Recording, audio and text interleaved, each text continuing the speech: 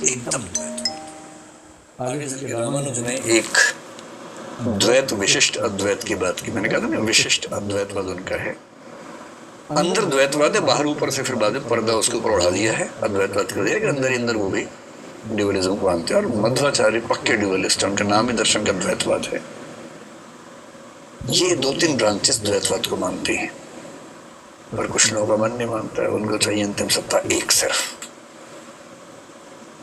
और जो अंतिम सत्ता को एक मानते हैं उनमें भारत में सबसे बड़े दार्शनिक हैं शंकराचार्य।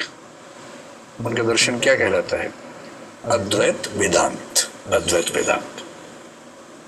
सच बात तो है कि रामानुज भी, वल्लभाचार्य भी, निम्बार्काचार्य भी, जिनके दर्शन विशिष्ट अद्वैतवाद, शुद्ध अद्वैतवाद और द्वैताद्वैतवाद है, ये भी अंततः मौनिज्म की बात करते हैं, पर ये थोड़ा बीच में कुछ किंतु परंतु लगाते हैं। जो एक दर्शन कोई किंतु परंतु नहीं लगाता है उसका नाम है शंकराचार्य का अद्वैतवाद या अद्वैत वेदांत। थोड़ी सी मात्रा में हम बौद्ध दर्शन की एक परंपरा माध्यमिक शून्यवाद है उसको बेस में रखेंगे, लेकिन जब उसको पढ़ेंगे तब समझेंगे, अभी उसमें डाउट में नहीं जाना है। ऐसे पश्चिम में है बहुत सारे दार्शनिक है। अब मेरे ख्याल से आप समझ गए कि संख्याओं के हिसाब से दर्शन 3 प्रकार के होते हैं। अब आइए नेचर के हिसाब से, और असली समस्या ये है कि अंतिम सत्ता जो है वो कैसी है, और कैसी है का मतलब क्या हुआ। आप अंतिम सत्ता के बारे में एक ऑप्शन ये मान सकते हैं, स्पेशली अगर आप मोनिस्ट हैं, अगर आप एकवादी हैं, आपको बताना पड़ेगा कि भाई वो जड़ है या चेतन है। इनमें से एक ही मान सकते हैं। एक तरीका है कि आप मान लें कि अंतिम सत्ता मैटर की है, यानी जड़ पदार्थ की है, चेतना की नहीं है। लेकिन आप समझ रहे हैं कितना संकट आपके सामने आने वाला है। आपको साबित करना पड़ेगा कि लोहे और लकड़ी से विचार कैसे पैदा हुए, क्योंकि आप चेतना की सत्ता नहीं मान रहे। आप समझ रहे हैं? मैं सिर्फ रिवाइज कर रहा हूं अपने आप में। आप समझ पा रहे हैं? ये तो नहीं लग रहा है कि गलत विषय में घुस गए। वही ज्यादा अच्छा था गाने वाने सुनना, पर वो भी अच्छा है, ये भी अच्छा है। जिंदगी को एक पक्ष में नहीं रहना चाहिए, हर पक्ष का मजा है। एक कवि हुए रघुवीर सहाय, हिंदी साहित्य में आधुनिक काल में, ना बढ़िया लिख के गए, हम तो सारा का सारा लेंगे जीवन, हम तो सारा का सारा लेंगे जीवन, कम से कम वाली बात ना हमसे कहिए। ये छोड़ो कि केवल गाने सुनेंगे या केवल फिलोसफी पढ़ेंगे। दिन में फिलोसफी, शाम को गाना सुनिए, क्या दिक्कत है? मजा डाइवर्सिटी में। क्यों एक रास्ते पर चलना है? हर रास्ते पर चलिए। खैर, एक तरीका यह है कि हम मान लें कि अंतिम सत्ता जो है वो भौतिक वस्तु की है, जड़ पदार्थ की है। चैलेंज ये है कि आपको साबित करना पड़ेगा कि जड़ पदार्थ से चेतना यानी कि विचार यानी कि भावनाएं कैसे पैदा होती। ये आसान नहीं है, नानी मर जाती है साबित करने में वैज्ञानिकों की, बहुत मुश्किल काम है। आज तक के सारे वैज्ञानिक मिलके भी ये साबित नहीं कर पाए। मतलब हम सैद्धांतिक रूप से मान लेते हैं कि मैटर से लाइफ पैदा हुई होगी अगर हम डार्विन को फॉलो करें, हालांकि डार्विन ने भी इसमें एक पेच लगा दिया, लेकिन आज तक किसी लेबोरेटरी में ऐसा हो नहीं पाया कि अभौतिक वस्तुओं से जीवन पैदा करके दिखा दें। आज तक नहीं हुआ है। कोशिश चल रही है, बहुत सालों से चल रही है। कहानियां हैं, हाइपोथेसिस बहुत सारे हैं, धारणाएं बहुत सारी हैं, पर एक भी ऐसा रियल एक्सपीरियंस अब तक हुआ नहीं। तो भौतिक पदार्थों से जीवन और जीवन के साथ चेतना, कॉन्शियसनेस, इसे कैसे पैदा करेंगे, ये सवाल तो आ जाएगा उसके बाद। दूसरा तरीका ये आप कहें कि नहीं भाई, अंतिम सत्ता एक ही है और वो है कॉन्शियसनेस। चेतना ही अंतिम सत्य है। विचार, भावना, चिंतन, मनन, संकल्प, जिसको महात्मा कहते हैं या आजकल की भाषा में मस्तिष्क कहते हैं, मस्तिष्क से निकलने वाले विचार कहते हैं, वो अंतिम सत्ता है। मानने में क्या जा रहा है, मान लीजिए, लेकिन तब आपको ये बताना पड़ेगा कि विचार से लोहा कैसे पैदा हुआ। दम तो करके देख लीजिए, मन में सोची लोहे का विचार, लोहा सामने आ जाए तो मान लेंगे कि विचार से लोहा पैदा हो जाता है। और अगर लोहा सामने नहीं आ रहा है क्योंकि विचार करने से तो लोहे का विचार ही आता है, लोहा तो नहीं आ रहा उससे। तो दूसरे जो वर्ग के लोग हैं, कॉन्शियसनेस को मानते हैं अंतिम सत्ता, उनके सामने संकट है कि कैसे कॉन्शियसनेस से मैटर को साबित करें। और कॉन्शियसनेस मानने वाले आमतौर पे मानते हैं कि जो अंतिम सत्ता है वो ईश्वर की है, वही परम कॉन्शियसनेस है, उसी से जगत का निर्माण हुआ है। जो पहले वाले हैं आमतौर पर ईश्वर को नहीं मानते, वो इस जगत को अंतिम सत्य मान लेते हैं।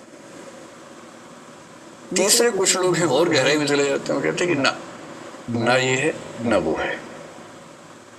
जो अंतिम सत्ता है वो इन दोनों से न्यूट्रल है। अंतिम सत्ता तो है पर ना जड़ की है ना चेतना की है, इन दोनों से न्यूट्रल है। समझेंगे क्या कहना चाह रहे हैं? एक व्यक्ति विशेष रूप से, शायद आपने नाम सुना होगा, स्पिनोजा नाम के एक व्यक्ति को हमारे दर्शन में बहुत महत्वपूर्ण, उन्होंने ये बात कही।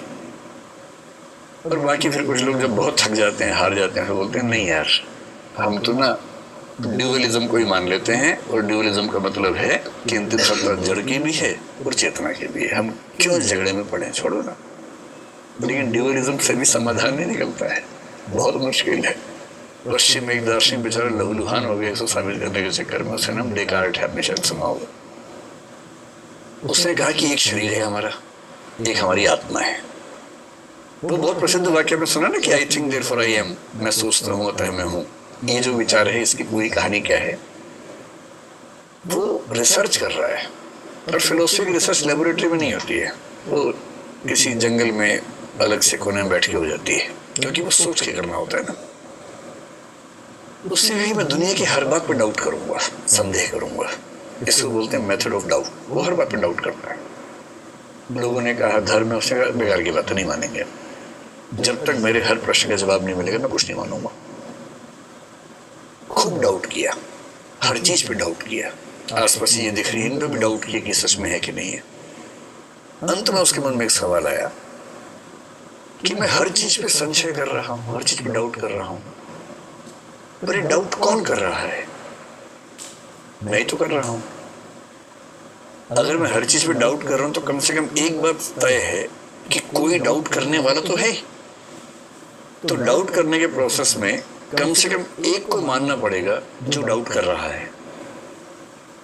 अभी आप लोग कितने खुश हो रहे हैं, हाँ कितना अच्छा निष्कर्ष, एकदम दो कुड़ी का निष्कर्ष निकला। बाद में पता लगा एकदम बकवास बात है, लेकिन उस समय लोग बड़े दीवाने हो गए इस बात के, बड़े दीवाने हो गए कि डाउट के प्रोसेस में एक चीज पे डाउट नहीं कर सकते, और वो ये कि कोई डाउट कर रहा है। तो डाउट कौन कर रहा है? आई थिंक का मतलब आई डाउट बेसिकली है, I doubt therefore I am, basically ये है। तो डाउट कौन कर रहा है? मेरा हाथ तो नहीं कर रहा, मेरा पैर तो नहीं कर रहा, नाक तो नहीं कर रही, माथा तो नहीं कर रहा। तो डाउट करने वाला कोई चेतन हो सकता है। वो डाउट हो भी रहा है, इसका मतलब मेरे भीतर कोई चेतना तो है ही। और ये कहानी सुना सुना के उसने साबित किया कि आत्मा होती है। इससे साबित हुआ कुछ नहीं, और उसने कोशिश की, उसने अपनी तरफ से साबित करने का प्रयास किया कि आत्मा होती है। अब उसके सामने बड़ी दुविधा आ गई। उससे कहा कि आत्मा कॉन्शियस है, और ये शरीर क्या है? ये भी तो आप ही हैं। हम ऐसा ना बोलते कि मेरा शरीर चल रहा है, आप बोलते मैं चल रहा हूँ, उसको भी तो मैं ही बोल रहे हो भाई। और जब दुख होता है, चेतना होता है, तब आपको बोलते हैं मैं सोच रहा हूँ। तो सोचने वाला भी मैं, चलने वाला भी मैं, जबकि सोचने वाला मैं चेतन है, चलने वाला मैं भौतिक है, शरीर है। अब उसके सामने बड़ा क्राइसिस है। उसने मान लिया कि शरीर एकदम अलग चीज है, चेतना एकदम अलग चीज है, आत्मा एकदम अलग चीज है। अब उसको ये समझाना है कि कभी कभी क्या होता है कि मेरा मूड खराब होने से मेरा शरीर निष्क्रिय होने लगता है। सबके साथ होता है। अगर आपका मन ठीक ना हो तो बॉडी भी काम नहीं करती है, और बॉडी को चोट लग जाए तो मन भी परेशान रहता है, दुख होने लगता है, बेचैनी होने लगती है। अगर ये दोनों एकदम अलग अलग हैं तो इनमें आपस में बात कैसे होती है? मन के तनाव का असर शरीर पे कैसे होता है, और शरीर की समस्या का असर मन पे कैसे होता है? और दर्शन की बहुत बड़ी समस्या जो डेकार्ट के सामने आई, अगर भौतिक वस्तु और चेतना एकदम भिन्न भिन्न है तो आप इनके बीच में इंटरेक्शन कर ही नहीं सकते। और उसके विचार का नाम ही क्या है? इंटरेक्शनिज्म। जो कर करके थक गया पर साबित कुछ कर नहीं पाया। कैसे साबित? आप कल्पना कीजिए, एक कमरे में एक लोहा रखा है, इधर एक विचार है। लोहा विचार से कुछ कहना चाहता है, किसी भी तरह से कह के देख ले कैसे कहेगा। और फिर विचार चाहता है कि मैं लोहे को कुछ कहूं, कैसे कहेगा? उस विचार ने कितनी कल्पनाएं की। उसने कहा खोपड़ी के अंदर एक ग्लैंड है, पीनियल ग्लैंड है, पीनियल ग्लैंड की आधार पर इंटरेक्शन होता है। तो लोगों ने मुस्कुरा के सवाल पूछा कि पीनिल लैंड क्या है, भौतिक या चेतन? अगर ये भौतिक है तो ये लोहा हो गया, ये चेतन है तो विचार हो गया, और समस्या वही की वही। बड़ा लहू लुहान हो गया बेचारा, कुछ साबित नहीं कर पाया। मतलब उस समय के लोगों ने खूब तालियां बजाई, वाह वाह क्या सोचा है, लेकिन बाद के लोगों ने क्या सोचते हो यार तुम, क्या इसमें तुमने ऐसा सोचा? इतना क्राइसिस है। और इस क्राइसिस में कुछ लोग देखिए जिद्दी लोग हैं, रात दिन पढ़ते हैं, इनको इतना मन करता है पढ़ने लिखने का, इतना सोचते हैं रात दिन, इसलिए जो सच्चा दार्शनिक है उसका परिवार ठीक नहीं चलता है, वो दिन भर सोचता ही रहता है। उसी घर में लोग जाते हैं खाना लेके, वो देखता रहता है क्या है ये, सच में है कि भौतिक है कि चेतन है कि क्या है, वो बेचारा उस लेवल पे आ जाता है। इसलिए आप देखेंगे महान कलाकार, महान साहित्यकार, महान दार्शनिक, महान गणतज्ञ आमतौर पर अकेले ही होते हैं। आजकल तो महान राजनेता भी, लेकिन पहले ये सब लोग अकेले ही चलते थे, परिवार के साथ संस्था नहीं है। तो क्योंकि जो आदमी लगातार इसमें घुसा रहेगा उससे कौन संवाद कर पाएगा। तो जो लोग मानते हैं कि अंतिम सत्ता मैटर है, इनको बोलते हैं, इनके विचार को बोलते हैं मेटीरियलिज्म। मेटीरियलिज्म को हिंदी में बोलते हैं भौतिकवाद या जड़वाद। इन दोनों का एक ही मतलब है, मेटीरियलिज्म, भौतिकवाद या जड़वाद। इनके सामने क्राइसिस केवल ये है कि कैसे भौतिक पदार्थ से चेतना को एक्सप्लेन करें। हम करेंगे इसको एक्सप्लेन, अच्छे से एक्सप्लेन करेंगे, लेकिन आज मैं चाह रहा हूँ कि इन सबका नाम आपको समझा दूं, कौन कौन चिंता के थोड़ा सा नाम बता दूं, फिर एक एक करके उठाएंगे उनका, क्योंकि भौतिकवाद में फिर इवोल्यूशनिज्म भी आएगा, डार्विन भी आ जाएगा, क्वांटम थियरी तक आएंगे, आइंस्टीन कहाँ, फिर अभी तो क्वांटम थियरी ने तो हद कर दी है। क्वांटम का मतलब होता है एटॉमिक और सब एटॉमिक लेवल पे जो फिजिक्स है, जिसको मॉडर्न फिजिक्स कहते हैं, उसको बोलते हैं क्वांटम फिजिक्स या क्वांटम मैकेनिक्स कह लीजिए। अच्छा, जब फिजिक्स शुरू हुई, जब साइंस, साइंटिफिक रिवॉल्यूशन, पश्चिम की बात अगर हम करें, भारत में तो बहुत पहले की साइंस है, उसके बाद तो ऐसे हमें नए रिसर्च कम दिखे। यूरोप में रेनेसा के बाद से साइंस का डेवलपमेंट हुआ। 15-16 सेंचुरी से हमें साइंस दिखनी शुरू होती है, जब कोपरनिकस, गैलीलियो, ये सब लोग हुए। ये सब खूब पिटे धर्म के हाथों, खूब इनकी पिटाई हुई, क्योंकि इन लोगों ने कुछ ऐसे निष्कर्ष निकाल दिए जो बाइबल के खिलाफ थे। जैसे बाइबल में माना गया कि पृथ्वी केंद्र में है, सूर्य आसपास घूमता है, जिसको बोलते हैं कि जो धारणा है वो जियोसेंट्रिक धारणा बाइबल के अंदर है कि केंद्र में पृथ्वी है। कोपरनिकस ने साबित कर दिया कि पृथ्वी घूम रही है सूर्य के आसपास, इसको बोलते हैं कि हीलियोसेंट्रिक कंसेप्ट उसने दिया कि सूर्य केंद्र में है।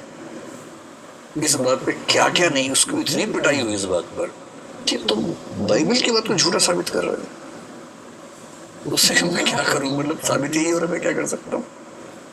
खूब उसकी भर्त्सना हुई, खूब मार पिटाई हुई, लेकिन बाद में साबित हुआ कि कोपरनिकस ही सही था। गैलीलियो ने कुछ ऐसी बातें कही, उसकी खूब ठीक से पिटाई हुई, और गैलीलियो से कहा कि माफी मांग लो चुपचाप, जिंदा रहना है तो फिर से माफी मांग बेली। पर माफी उसने इतनी रोचक मांगी, तो पढ़ी है नेट पे जाके, गैलीलियो की माफी सर्च कीजिए। उसने माफी ऐसी लैंग्वेज में मांगी, उसने कहा मैंने जो रिसर्च की पूरी ईमानदारी से की, जो निष्कर्ष निकले पूरी ईमानदारी से निकाले, और मुझे लगता है निष्कर्ष सही है, लेकिन फिर भी किसी को खराब लगता है, मैं माफी मांगता हूँ। उसने माफी इस लैंग्वेज में मांगी, और उसके मरने के 500 साल के बाद चर्च ने उसको माफ किया। जबकि ये अपने अपने सवाल है कौन किसको माफ करेगा, लेकिन उसको माफ किया गया 500 साल के बाद। अभी 15-20-25 साल पहले के बाद उसको माफ किया गया है। तो वैज्ञानिक और दार्शनिक को तो वही खतरे झेलने पड़ते हैं, क्योंकि जब वो बोलेगा सच बात तो कईयों को मिर्च लगती है, सीधी सी बात है। जब ये साइंस का रिवॉल्यूशन हुआ, फिर 17वीं सेंचुरी में न्यूटन आ गया। न्यूटन एक बड़ा मतलब महत्वपूर्ण वैज्ञानिक हुआ, ग्रेविटी और जो उसके नियम है वो सब आए। हम मानते हैं कि न्यूटन से फिजिक्स एक तेज रास्ते पर आगे बढ़ी, लेकिन न्यूटन ने जो बातें कही उनमें से कुछ बातों को आइंस्टीन खारिज कर देते हैं। आइंस्टीन रिलेटिविटी की बात करें, जबकि उसके पहले साइंस में ये मानते हैं कि चीजें एकदम ऑब्जेक्टिव, एकदम फिक्स हैं।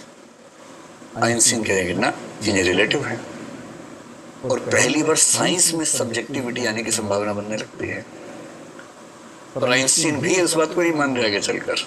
जब क्वांटम की बात है, उन्होंने कहा कि क्वांटम फिजिक्स पढ़ के लगता है कि जैसे भगवान पासे फेंक रहा हो। God does not play dices, God does not throw dices, no। इसका मतलब हम ही कम समझ पा रहे हैं, कुछ हिडन वेरिएबल्स हैं जो हम नहीं समझ पा रहे हैं। लेकिन वक्त तो वक्त है भाई। 1955 के आसपास आइंस्टीन की मृत्यु हुई है। उनके जीते जी कुछ प्रयोग ऐसे हो गए थे जो उनको खारिज कर रहे थे, और अब वो साबित हो गए गलत है। और क्वांटम फिजिक्स में एक जो नई धारणा आ रही है वो हिला के रख देगी सबको। और कुछ लोग ये मानने लग गए हैं कि क्वांटम फिजिक्स ने साबित कर दिया कि अद्वैत वेदांत ठीक है। ये भी एक व्याख्या है। ऐसा कुछ साबित हुआ कि नहीं हुआ, समय की बात है। क्या प्रयोग है? अगर आपको इंटरेस्ट हो तो प्रयोग समझिए। एक प्रयोग है, बड़ा प्रसिद्ध है। अगर आपको साइंस में रुचि हो, मुझे साइंस में रुचि बहुत ज्यादा है, मुझे साइंस उतनी आती नहीं है, तो मैं अपने काम हर तरीके से कोशिश करता हूँ समझने की।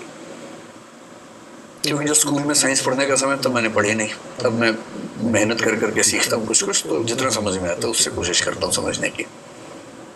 डबल स्लिट एक्सपेरिमेंट कभी सर्च कीजिए नेट पे, बहुत प्रसिद्ध एक्सपेरिमेंट है। और ये मतलब पिछले 50-100 साल में लगातार इसके प्रयोग चल रहे हैं।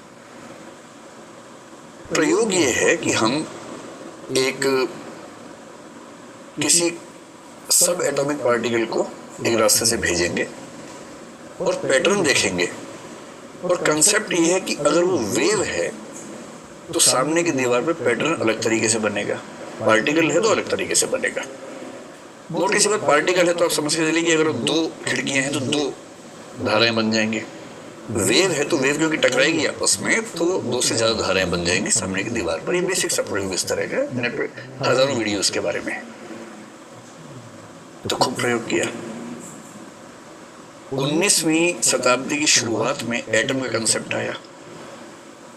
19वीं शताब्दी के एकदम अंत में 1897 के आसपास इलेक्ट्रॉन की खोज हुई। 20th सेंचुरी की शुरुआत में न्यूट्रॉन की खोज हुई, प्रोटॉन की खोज हुई, न्यूक्लियस की खोज हुई। और इन सब की स्टडी को बोलते हैं क्वांटम फिजिक्स। मजे की बात है कि एटम के ऊपर की जो दुनिया चल रही थी, क्वांटम फिजिक्स में आके सारी धारणाएं चेंज हो गई। एकदम हिल गया है पूरी फिजिक्स।